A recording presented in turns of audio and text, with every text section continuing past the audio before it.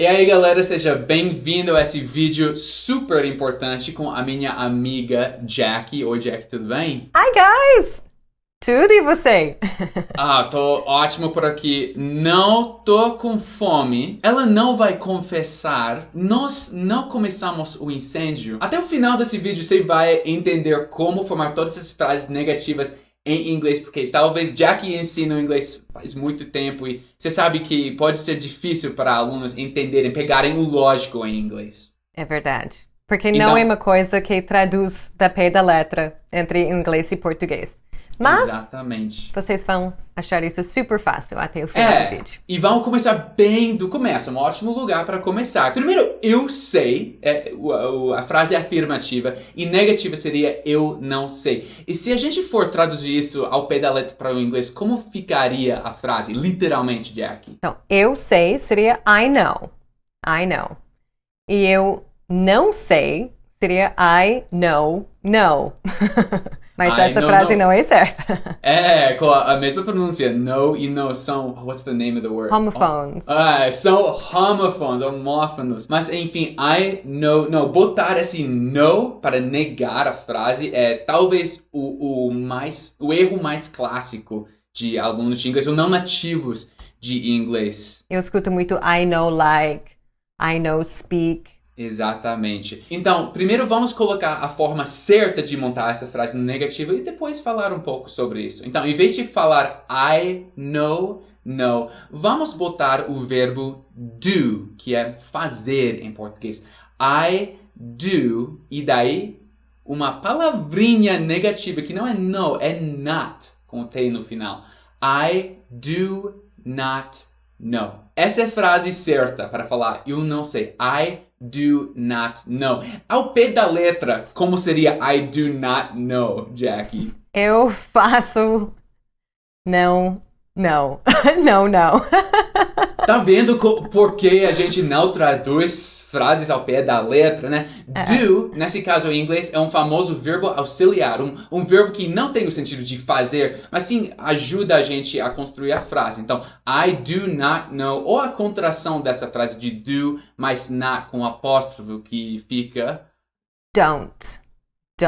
Exatamente. Então, quando você não sabe, você pode falar I don't know. Uhum. I don't know. E a propósito, I do know, sem o not aqui também existe. Mas o que significa se eu falasse I do know, Jackie? I do know. Por exemplo, se alguém fala, você não sabe, e você quer dizer, eu sei sim. Você diria I do know. Isso coloca mais ênfase na frase. Então, I know e eu sei. Mas I do know é meio... Eu realmente sei, eu sei sim. Que isso? Eu sei sim. Tipo, uma conversa completa poderia ser I know. E outra pessoa, you don't know. E daí a primeira pessoa mais uma vez, I do know. Vamos usar do not com I, you, we, they, né? I don't know, you don't know, we don't know, they don't know. Mas que tal com he, she ou it em inglês? Então agora, ele não sabe, por exemplo. Podemos botar ele, daí o verbo do, conjugado para ele, e not e no. E como seria esse verbo, então? Então, o único verbo que você tem que conjugar é esse verbo auxiliar do. O verbo principal, know, like, eat, have, você deixa sozinho. Então, você tem que saber como conjugar esse verbo do no presente simples. I, you, we, they, do. Ok? He, she, it, does.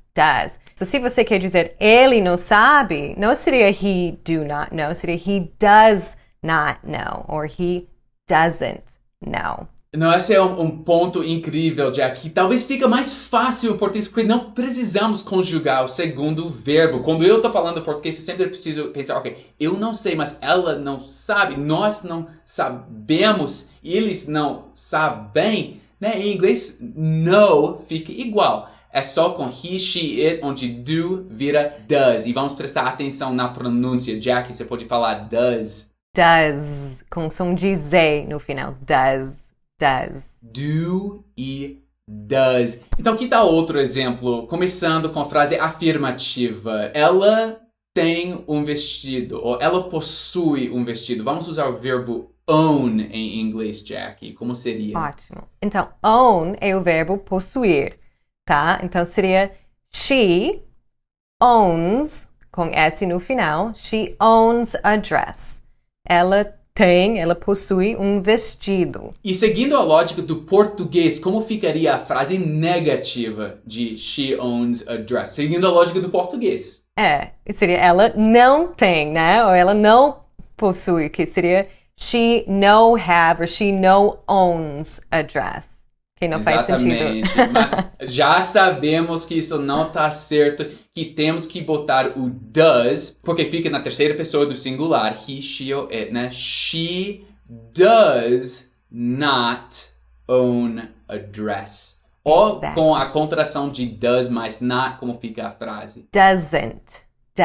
She doesn't own a dress. Jackie, você reconhece essa frase? Se eu cantasse She doesn't own a dress. Você reconhece? She doesn't own a dress. Nossa. Hair is always a mess. Eu conheço. Stealing, she won't confess. É Meet Virginia, da banda Train. She doesn't own a dress.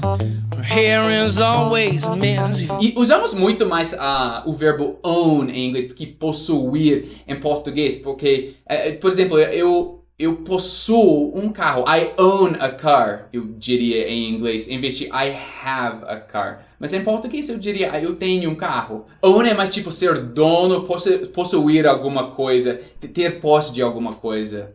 Sim, você pode have muitas coisas, mas se você own essas coisas, significa que você já pagou, são coisas suas possessões mesmo. Então agora você sabe como montar uma frase negativa no presente, mas que tal no passado e no futuro? Nossa, é mais simples ainda. E para começar, vamos lembrar que no passado sempre vamos usar o verbo auxiliar did e no futuro sempre vamos usar o verbo auxiliar will para montar essas frases. Depois desse verbo auxiliar, não temos conjugação nenhuma. Ou seja, a gente teve que conjugar aquele do para does no presente, mas no passado e no futuro não tem nada disso. Então, sabendo disso, vamos começar com outro exemplo, agora no passado, usando did. E a frase em português seria, para começar, nós começamos o incêndio. Um exemplo um pouco forte aqui, mas vou explicar por quê. Jackie, como seria isso traduzido para o inglês? Ok, em inglês, nós começamos we started o incêndio, the fire. E start é um verbo regular no passado, então você simplesmente coloca ed no final e conjuga para ser started.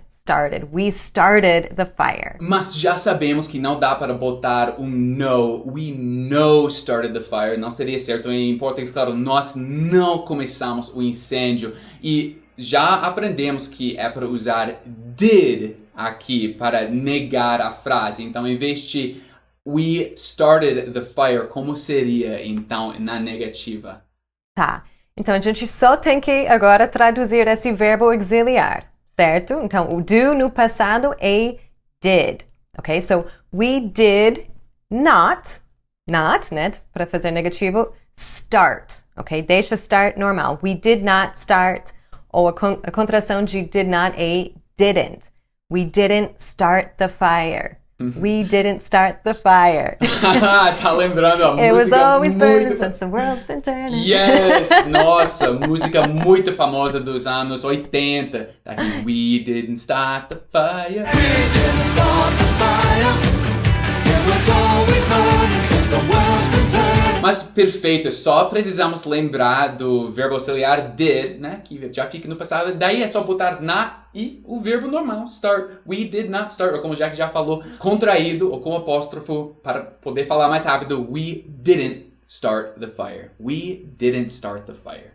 E vai ouvindo a música dançando. Você já está dançando agora. E, ok, já falamos de did no passado. Agora no futuro, você lembra a palavra, o verbo auxiliar que vamos usar? O will. E é a mesma coisa que não precisamos conjugar nenhum dos verbos que segue depois de will not, né, para negar a frase no futuro. E na verdade tem outra letra nessa mesma música de Meet Virginia, de She Doesn't Own a Dress, que é Em português, se você pegar ela roubando, ela não vai confessar. Então vamos focar nessa frase. Ela não vai confessar. Como você botaria isso em inglês, Jackie? Ela não vai confessar. Então, se a gente quer começar com a frase afirmativa, dizendo ela vai confessar, seria she will confess.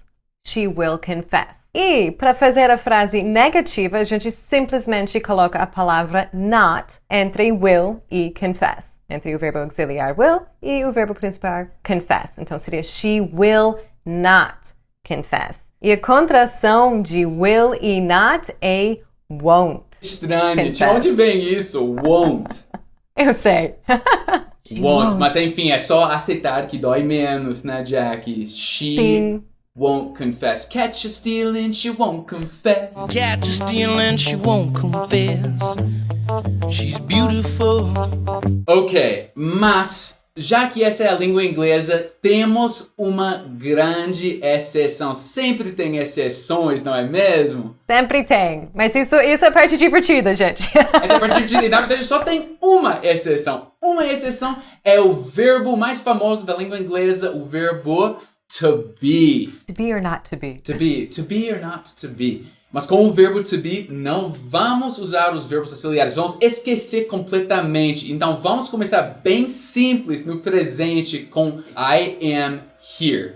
E eu vou botar aqui na tela todas as conjugações. Temos I am here, you are here, he, she, it is here, we are here, you are here, they are here.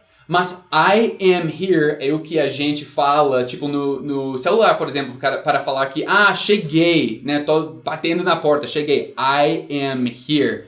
Mas, quando você não tá aqui, quando você ainda não chegou, eu ia falar o negativo. E para formar o negativo, com o verbo de to be, como seria I am here no negativo, por exemplo, Jackie? É até mais fácil do que o que vocês acabaram de aprender, porque a gente não precisa adicionar mais um verbo auxiliar. Você vai manter I am e simplesmente colocar not. I am not here, ok? Então, I'm here, estou aqui. Oops, não, estou na casa errada. I am not here. E talvez seria o mais comum falar I am not there. Não tô aí ainda, não tô aí. Então vamos botar no negativo agora todas essas frases com, lembra, not depois do verbo conjugado para to be. I am not. E daí there. Né? Yes. Temos here, aqui, there, aí. E tem um outro vídeo explicando todas as diferenças entre aqui, aí, ali, lá, cá, né, em inglês, que tem a ver com here e there. Dá uma olhada nesse vídeo aqui. Mas voltando a esse assunto, essa é bem simples, como Jackie falou, no presente. I am here ou I am not here ou I am not there. Tipo, para dizer eu não estou aí ou não estou lá. Uhum. E deveria mencionar também que am not não dá para formar uma contração entre am e not, mas dá para formar uma contração sim entre is e not e também are e not, que ficam Is not seria isn't, he isn't here, she isn't here. E are not é aren't, you aren't here, they aren't here. Uhum. He isn't there, we aren't there, né? Desse sentido. Nós nativos da língua inglesa gostam de encurtar palavras e preferimos usar a contração quando for possível. Sim, ou às vezes até as pessoas criam a contração entre o sujeito e o verbo to be.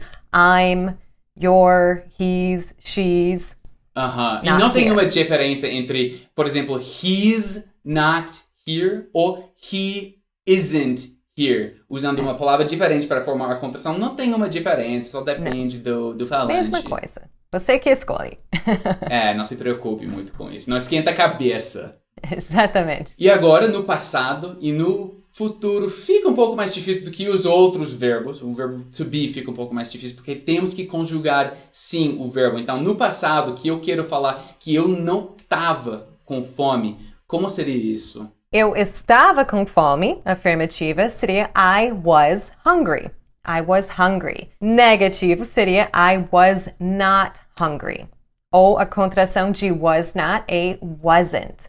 I wasn't hungry. I wasn't hungry. E mesma coisa com he, she, it. He wasn't hungry, she wasn't hungry, it wasn't hungry. E todos os outros pronomes, todas as outras pessoas é were no passado. Então, you were not hungry. Ou a contração you weren't hungry. We weren't hungry, they weren't hungry. Exactly. É muito simples. Você só tem que saber como conjugar esse verbo be no passado e adicionar not no final. E quando você pensa, é muito parecido com o português. Você só inverte a ordem do não e o verbo. Em vez de dizer eu não estava com fome, você diria I was not hungry. Então, Exatamente. É como se fala às vezes lá no Nordeste, pelo que vi. Tipo, sou não. Tá com fome? Tô não. Né? Tipo, I am not. é mais parecido com o inglês.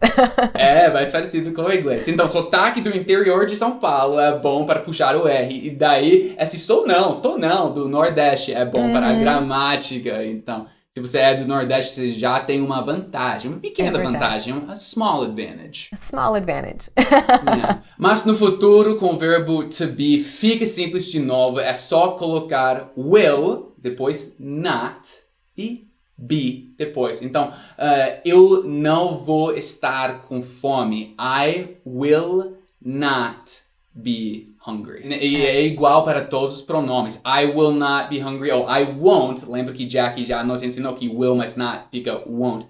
I won't be hungry, you won't be hungry, he, she, it won't be hungry, we won't be hungry, they won't be hungry. No one will be hungry. Esse é outro jeito de negar uma frase em inglês que não usa não e ou no. Mas esse vídeo já tá ficando um pouco longo. Vou guardar para a parte 2 nesse vídeo. Mas antes de você ir, eu queria mencionar todos os modal verbs do inglês. Então, modal verb é outro tipo could, should, would, might, may, can, que é muito comum. E outros que também dá para negar quando... Esse é um inglês um pouco avançado agora, mas se você está com essa dúvida, é para negar a frase colocando o modal verb primeiro e o not depois. No exemplo, eu posso tocar o piano, por exemplo. Afirmativo. Seria I can play the piano. Se a gente quer se tornar essa frase para ser negativo, a gente simplesmente coloca not entre esse modal verb, esse verbo auxiliar, e o verbo principal.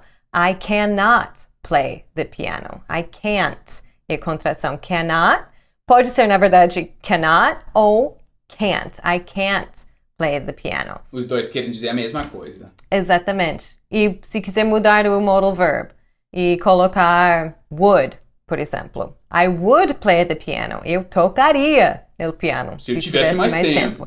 Exatamente. Se tivesse mais tempo. Mas se você... Não. Eu não tocaria piano. Eu não gosto do piano.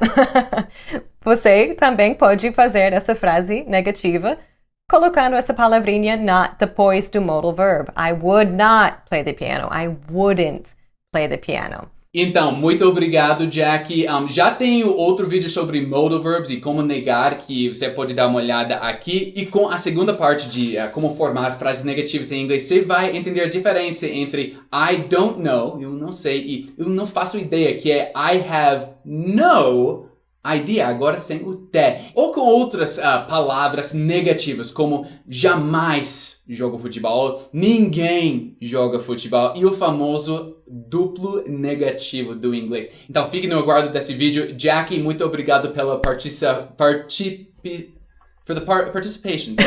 Muito de nada. Muito de nada.